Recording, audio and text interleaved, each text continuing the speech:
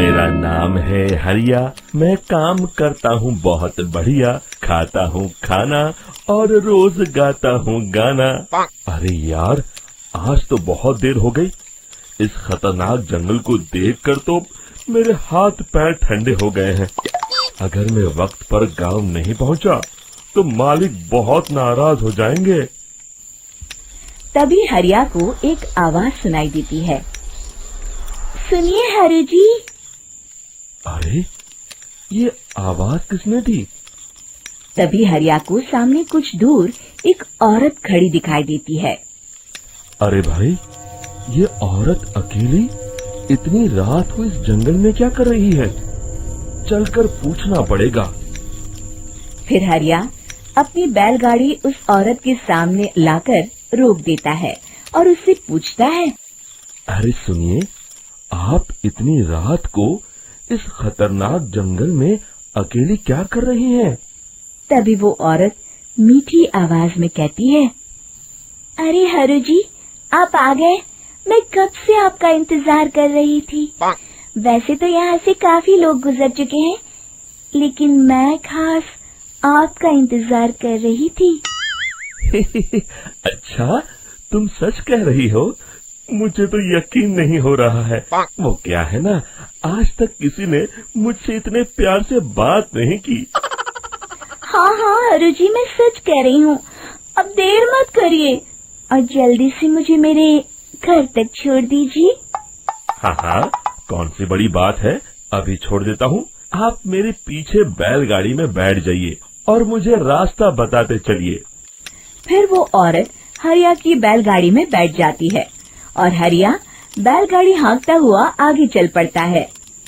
फिर उस औरत के बताए हुए रास्ते पर चलते चलते हरिया बैलगाड़ी लेकर एक काली गुफा के आगे आकर रुक जाता है। हरिया उस औरत से पूछता है, हाँ देवी जी, आपका घर कहाँ है? यहाँ तो एक गुफा के अलावा और कुछ नहीं है। तभी अचानक वो औरत हवा में उड़ने लगती है। देखते ही देखते उसका सुंदर रूप एक डरावनी चुड़ैल में बदल जाता है और वो जोर जोर से हंसती है। अरे तू तो एक नंबर का बेवकूफ निकला। तू तो बड़ी आसानी से मेरी बातों में आ गया।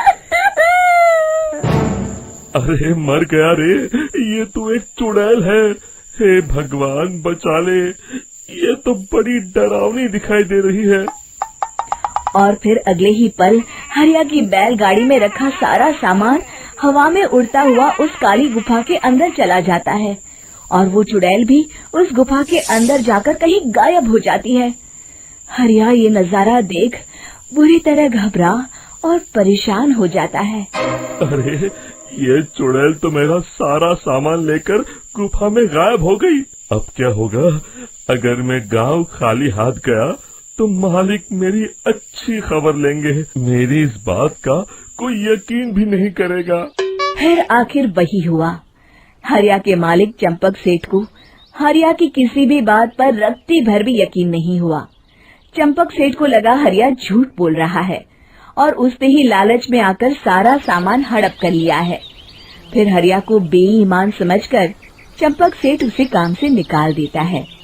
अगले दिन अपनी दुकान में परेशान बैठा चंपक सेठ गुस्से में बड़बड़ाता है। अरे, दुकान में तो सामान बिल्कुल भी नहीं है। अब मुझे ही शहर जाकर सामान लाना होगा।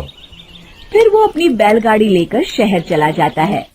शहर से सामान लेकर जब चंपक सेठ वापस गांव लौट रहा होता है, तभी उसे एक आवाज सुनाई देती है। चंपक जी, ओ चंपक जी। अरे, ये तो कोई मेरा नाम लेकर मुझे पुकार रहा है। फिर उस रास्ते में वही औरत खड़ी दिखाई देती है।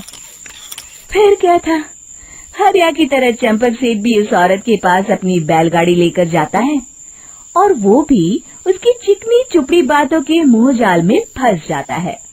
फिर चुड़ैल उसे भी अपनी गुफा तक ले जाती है और उसका सारा सामान लेकर गुफा में गायब हो जाती है। बेचारा चंपक सेठ लाचार होकर खाली हाथ गांव लौट आता है।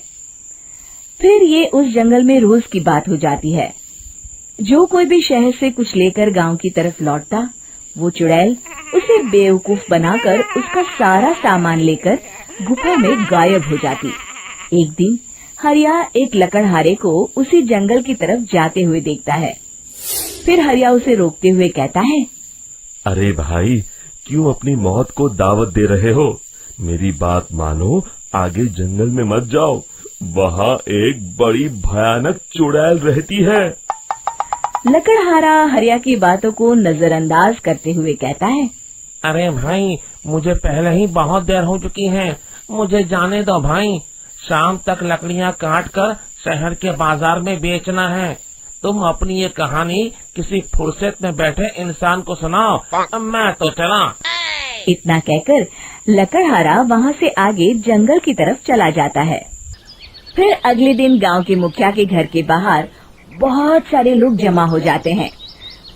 तभी हाथ में कुल्हाड़ी लिए खड़ा लकड़हारा कहता है, अरे मुखिया जी, अब आप ही हमें बचाइए उस जंगल वाली चुड़ैल से। हमारा सारा काम तो शहर से ही होता है। अरे मुखिया जी, उस चुड़ैल की वजह से तो मैं पूरी तरह बर्बाद हो गया हूँ। हम सबको मिलकर उस चुड़ैल का कोई इलाज करना पड़ेगा। तभी भीड़ में खड़ा वीरा कहता है, आप लोग चिंता मत करिए, कल से वो चुड़ैल किसी को नहीं लूट पाएगी।